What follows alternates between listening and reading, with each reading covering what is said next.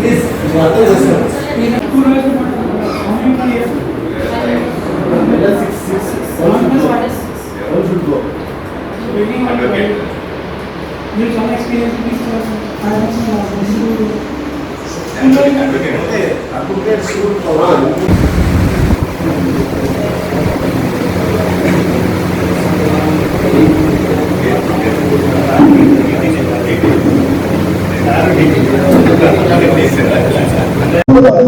ఈరోజు భారతీయ జనతా పార్టీ, తెలుగుదేశం, జనసేన ఉమ్మడి అభ్యర్థిగా ఆదోని నియోజకవర్గానికి అసెంబ్లీ అభ్యర్థిగా నేను నామినేషన్లు దాఖలు చేయడం జరిగింది.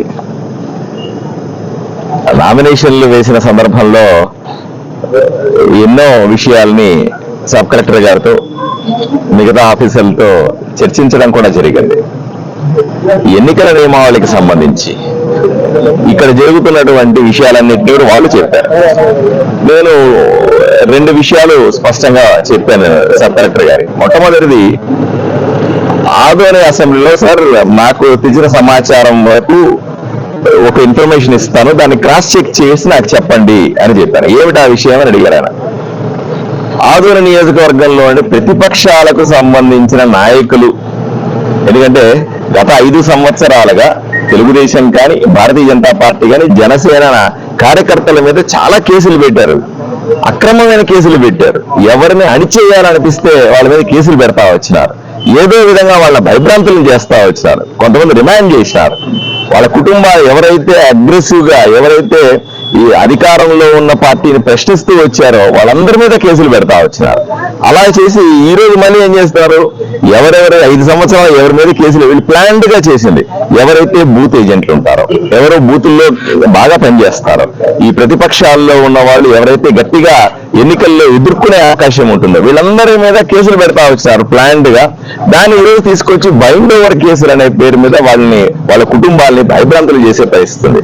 అదే సందర్భంలో రౌడీ షీటర్లుగా ఉన్నటువంటి వైఎస్ఆర్సీపీ నాయకులు ఎక్కువ కేసులు అసలు సిసలైన దుర్మార్గాలు చేసినటువంటి వైఎస్ఆర్సీపీ నాయకుల మీద కేసులు ఉన్నప్పటికీ కూడా వాటిని బైండ్ ఓవర్ చేయకుండా వదిలిపెట్టినారని నేను ఆర్డీఓ గారికి స్పష్టంగా చెప్పాను. ఏమంటే మీరు లిస్టు తెప్పించుకోండి, ఈ 10 రోజుల్లో ఎంతమంది తెలుగుదేశం, జనసేన, భారతీయ జనతా పార్టీ నాయకుల మీద బైండ్ ఓవర్ కేసులు పెట్టారు, ఎంతమందిని వైఎస్ఆర్సీపీకి సంబంధించిన నాయకులు బైండ్ ఓవర్ చేశారు, అది తెలిసి ఆ సమాచారం మాకు కూడా ఇవ్వండి, ఆ సమాచారం పత్రికలు కూడా ఇవ్వండి, ఆ సమాచారాన్ని పబ్లిక్ గా అందరికీ చెప్పండి. అప్పుడు అధికారంలో ఉన్నటువంటి పార్టీ, ఎందుకంటే పోలీస్ ఎప్పుడు కూడా అధికారంలో ఉన్న పార్టీకి ఎంతో కొంత సాయం చేయడానికి ప్రయత్నం చేస్తుంది, ఎంతో కలిసిమెలిసి పనిచేస్తూ ఉంటారు వాళ్ళు. ఈ సందర్భంలో నేను అందరినీ బ్లేమ్ చేయట్లేదు, కానీ సిస్టంలో అందరికీ బయాస్డ్ గా, అంటే ఎటువంటి భేదభావం లేకుండా 2 పార్టీలకు లేదా అన్ని పార్టీలకు న్యాయం చేయాల్సిన అవసరం ఉంది కదా. కేవలం ప్రతిపక్షాల్లో ఉన్న వాళ్ళ మీద మాత్రమే బైండ్ ఓవర్ కేసులు పెట్టి, లేదా వాళ్ళని మాత్రం భయభ్రాంతులు చేసి, ఎలక్షన్లో పనిచేయకుండా చేసి, ఏదో విధంగా అధికారంలో ఉన్నటువంటి వైసీపీ లబ్ధి పొందే అవకాశం ఉంది ఇక్కడ అని నేను ఆయన రిక్వెస్ట్ చేశాను. ఆయన నేను వెరిఫై చేస్తానండి అన్నారు. నేను దీన్ని వదిలిపెట్టేది లేదు. ఇంకొక 2 రోజుల్లో మళ్ళీ ఒకసారి ఆర్డీఓ గారిని కలిసి, డిఎస్పీ గారిని కలిసి, అవసరమైతే ఎస్పీ గారిని కలిసి విషయాన్ని తెలుసుకుంటాను. మీడియా ముఖంగా అందరికీ చెప్పాల్సిన అవసరం ఉంది. ఎస్పీ గారు కానీ, డిఎస్పీ గారు కానీ, ఆర్డీఓ గారు కానీ. పార్టీలో మాకుండదు కదా అంటున్నారు. డిఎస్పీ గారికి కానీ పోలీస్ స్టేషన్లో తెలీదా ఎవరు ఏ పార్టీలో కేసులు పెట్టారని తెలీదా?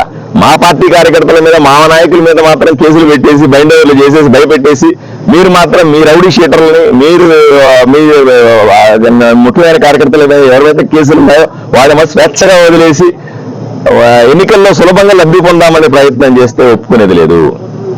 రెండవది, అత్యంత సమస్యాత్మకమైనటువంటి పోలింగ్ బూతులు ఏవి, వీటిని కూడా బహిరంగంగా ప్రకటించాల్సి ఉంది. ఎందుకంటే ఇంతకుముందు గొడవలు జరిగినవి కానీ జరిగే అవకాశం ఉందని కానీ మేము కూడా కొన్ని ఐడెంటిఫై చేస్తాము.